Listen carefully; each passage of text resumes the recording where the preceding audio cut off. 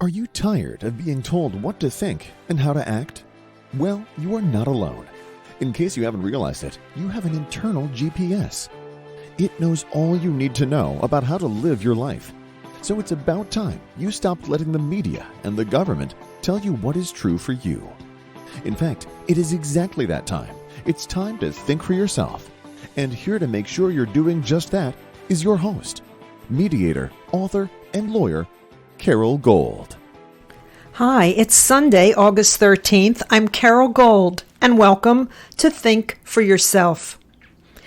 If my voice is a little groggy or I sound a little tired, I was in the hospital this week, and I'll actually get to that a little later.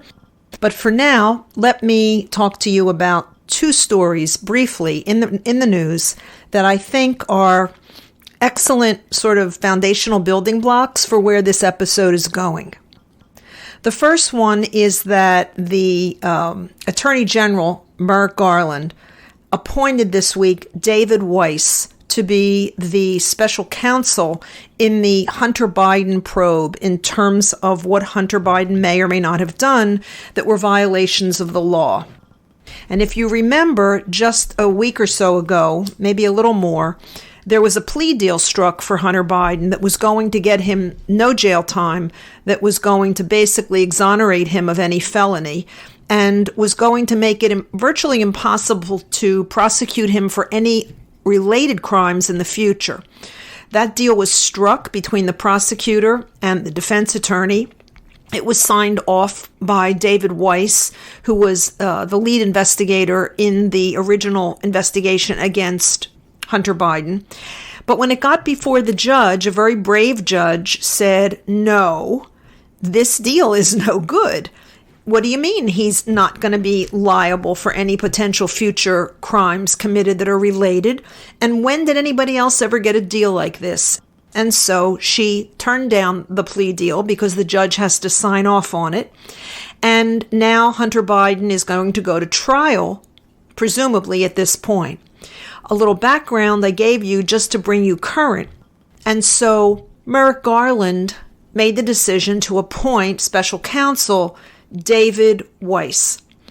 When I heard, or read actually it was, when I read the name David Weiss when the story first broke, I quickly in my brain said, oh, that's a coincidence. That's the same last name as the state attorney general out of New York, who the two IRS whistleblowers who testified 2 weeks ago said was prevented from pursuing Hunter Biden in any efficient way, and that he was not granted the kind of leeway that he needed to bring charges. And both David Weiss and Merrick Garland said that the IRS whistleblowers, they didn't say that they weren't telling the truth. They simply told a different story, Garland and Weiss. And the story they told was that all along Weiss had all the leeway he wanted or needed. But it turns out that Weiss had told these two IRS whistleblowers and 6 other people who were in the room at the time that he was basically being hamstrung from pursuing the Hunter Biden case originally. So David Weiss, I heard the name, I read the name, and I thought, that can't be. That's a coincidence, right? I thought the last name was a coincidence. And then I was trying to remember the Attorney General's name, who was originally in charge of the investigation. And I thought, I think it's David. I think it's the same name. Well, lo and behold, it's the same person, which is absolutely absurd because David Weiss is who originally didn't pursue this. And he clearly lied when he said that he had been given all the leeway he needed, because when Merrick Garland announced the appointment of David Weiss, what he said was that Weiss came to him and said, I really should be special counsel in this. And Merrick Garland said, given the circumstances, he agreed. Well, no, they both said publicly, in fact, Merrick Garland under oath previously before Congress, that David Weiss had been given all the leeway he wanted originally. So they're lying, or they wouldn't need to appoint him now to give him the leeway he allegedly had from the beginning. Okay, that's the first story. The second story is the Biden administration, the head of Health and Human Services, has made some very strong statements about the devastating effects of loneliness and isolation in our population all across the United States. And it's such a serious problem that they're thinking about, or they're in process of appointing, or I guess it would be an appointment, to create an office or a department, I'm not sure, that would address loneliness and isolation as a national medical crisis, okay? Now, in a prior podcast, when talking about loneliness, I had referenced some things that were out at the time I did the prior podcast, which was that loneliness has caused serious health risks in this country, as nearly half of adults across the nation say they've experienced the feeling. The U.S. Surgeon General said when he declared a public health epidemic based on loneliness. So that's a quote I read you from a prior podcast. Further, it was determined that the risks could be as deadly as smoking a dozen cigarettes a day. That was quoted in the Associated Press, quoted the U.S. Surgeon General. Adding to the problem, the healthcare costs of billions of dollars to address it. And that further, loneliness was the greatest national security threat in 2024, next year. Now, when I think about loneliness and isolation, yes, it's easy to blame the technology, but what did more damage than COVID? What did more damage to people's ability to be social, to interact with family and friends, and in normal everyday settings, to go out, to go shopping, to go to restaurants? What impacted loneliness and isolation more? Children out of school, unable to play with their peers, than the way the government, the federal government, locked down this country for a year or more in some instances. If it didn't cause the problem, COVID certainly exponentially ratcheted it up. And not COVID itself, but the way the government approached treating it. When I thought about the appointment of David Weiss, and then I thought about now the government wants to do something about loneliness and isolation, I thought of something Albert Einstein once said, which is you cannot solve a problem at the same level at which it was created. You cannot solve a problem at the same level at which it was created. Well, how does that apply to those two stories? Well, David Weiss and Merrick Garland were in on this from the beginning. And they created the mess that led to Hunter Biden's plea deal, which almost got him off scot-free. So now we're going to let the, what's the expression? The wolf guard the hen house. Now we're going to let David Weiss come back into the picture and give him all the latitude he needs? No, he was part of the original plea deal. In the second story, the government is now going to create this administration, the administration that locked us down, is going to create a department or within the CDC, by the way, that would address loneliness and isolation. No, they caused the problem. The CDC and the federal government and Fauci caused the loneliness and isolation problem. They cannot fix it. Not at that level, because they're the level where it got created. So what do? And a friend of mine asked me that very question this week. Just the other day, about a day and a half ago. She said to me, what can those of us do who are awake and understand how ridiculous things are and how people in positions of power and people with expertise are leading us, have led us, continue to lead us down a primrose path? Well, I want to answer that with what happened to me this week. I don't think there's anything as good as personal experience in life. So let me share my experience with you. This past week, I had to go to an urgent care, like local emergency outpatient kind of clinic. At urgent care, the ER doctor who was there, or the urgent care doctor who was on duty, believed that my symptoms were my heart. He further believed that I had a blood clot, or could have a blood clot. And he said to me, if you leave here, you can die. I said, what do you want to do? He said, we've done blood work. Now we did an EKG. I see some irregularities on the EKG. I want to do a CT, CAT scan. I said, okay. Was terrified at that point. Words like blood clot and you can die don't exactly lower your blood pressure, which was already high. So they took me into a nearby room, and as I was about to lay down into the CT machine, the technician said, okay, CT with contrast. And I said, whoa, no contrast.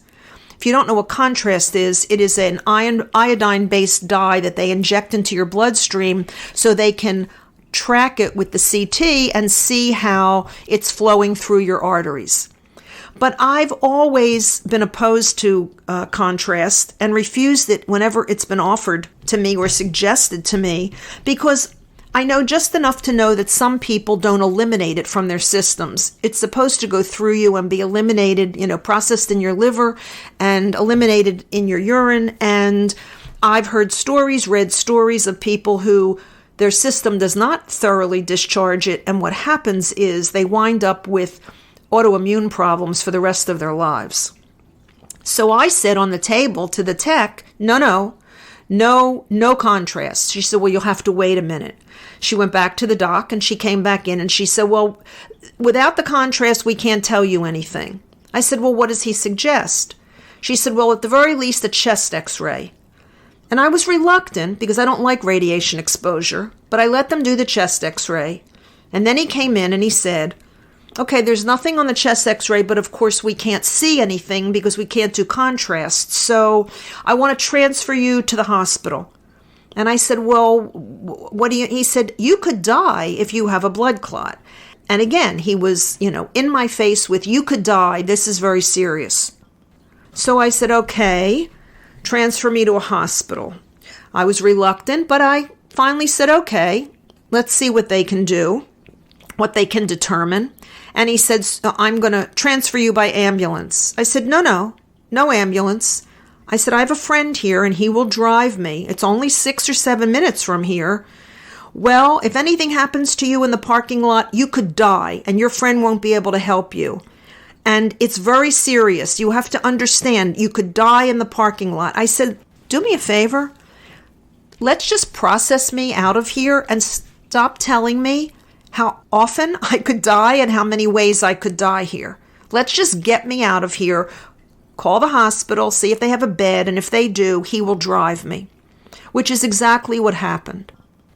So at the hospital, when I checked in, they were ready for me. They knew I was coming. I had a room number pre-assigned. In the lobby, they pulled up a wheelchair. I said, no wheelchair. I can walk to the elevator and I can walk to my room. Well, are you sure? Because, your records say heart. I said, I can walk to the elevator and I can walk to my room. Thank you. So we went upstairs. My friend was still with me. And the on-call nurse, who was about to be my nurse, said, oh my gosh, are you my patient? You're walking in. My patients never walk in. I said, well, I can walk, so I'm walking in. Got into the room, got me into bed, attached the heart monitor, and then began to take some blood. Well, the nurse wasn't taking the blood, the LVN was. That's a nurse who isn't yet finished her training. This one had about another year to go. And after she stuck me and took out the needle, my arm began to swell. And I said, look at this, look at my arm. And the nurse looked at it, and the full nurse, the RN, and she said, I don't see anything. I said, what do you mean you don't see anything? It's twice the size of my other arm at the joint, at the elbow. No, they look the same to me. I said, no, it's not the same. It's swollen. What just happened? She said, well, it couldn't have anything to do with the blood draw. I said, how is that possible? My arm was fine until she stuck the needle in. Of course it has something to do with the blood draw. Well, they maintained that it did not. A much longer story is about to be made short. I was discharged from the hospital the next day. It wasn't my heart. I didn't have a blood clot. Most likely is an upper GI problem, digestive problem, and I will be seeing a specialist. However, when I got up the next day at home, my arm was totally black and blue from middle of my upper arm all the way down to the middle of my forearm, and I was in a lot of pain, and it frightened me. So I drove to an urgent care, a different urgent care. And when I walked in and showed them my arm, the doctor on call said, I can't treat you here. You have to immediately go to the hospital because you could have a blood clot right in there. You need to immediately go back to the hospital for continuity of care and for learning purposes. Continuity of care and learning purposes is why I had to go back to that hospital. So I got in my car and I'm driving to the hospital and I'm thinking to myself, wait a minute, why am I driving to the place that caused the problem? And at that moment, I realized that the day before in the hospital, one of the doctors who saw me was from a heart and vascular practice here in the city in which I live. And he had cleared me of all heart problems because in his office 8 months ago, I had had a full cardiac workup and was told by his partner that my heart muscle is that of a 17-year-old, and in terms of function, my heart has 100,000 miles left on it. So when he came into the hospital room the other day, he said, it's definitely not your heart. I thought, that's where I want to go. So I drove to his office and walked in and told the receptionist exactly what I'm telling you now. Urgent care won't treat me. I'm not going back to the hospital. I need to see the doctor or someone on staff. I waited a few minutes and they came out and asked me if I minded if I saw his PA, physician's assistant. And I said no, because I know in that office the PAs are very skilled. I met with the PA. He told me that he's 99% sure that there's no clot in my arm. This is a bruise from a bad stick, and it'll go away, most likely. Use heat and ice. And he scheduled me to come back in tomorrow, Monday, for him to check on it. It is improving, although it still bothers me a bit. It's still pretty bruised, but it's definitely getting better. Why am I telling you that long story about me? About what happened in the urgent care at first, about what happened in the hospital, and then about my decision about what to do about going back to the hospital. It's because of what Albert Einstein said. You can't solve a problem at the same level at which it was created. You know, we have all become accustomed to listening to the experts, to bowing down to people with authority. Perhaps recent generations less than prior generations, but still to a spectacular degree and to our own detriment. When I was in the original urgent care, and that doctor kept telling me the ways in which I could die and throwing around words like blood clot and heart attack, I said to myself, I just need to get out of here. And I need to tell him that he needs to back up on all of the talk about dying, which I did. And he did back up. He actually then went on to say he was sorry, he didn't mean to frighten me, but he needed to inform me. And I said, how many times? In the hospital, I don't care what those nurses said to me, and I don't care that they agreed with one another. I saw what happened. I knew what had happened, and I knew I was going to have an extended problem, which I did and still do to some extent. When I decided not to drive back to the hospital that hurt me, but instead listened to the voice in my head that said, go to the heart and vascular practice, I did the right thing. I did the best thing for me. So what is the message of my personal story and Merrick Garland appointing David Weiss and the administration that caused us to be locked down for a year now wants to address isolation and loneliness as a national health crisis? The answer is that each one of us has to take personal responsibility and tackle what's in front of us.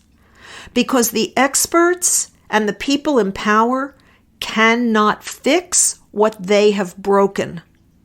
It has to be fixed at another level, at a different level, as Einstein said.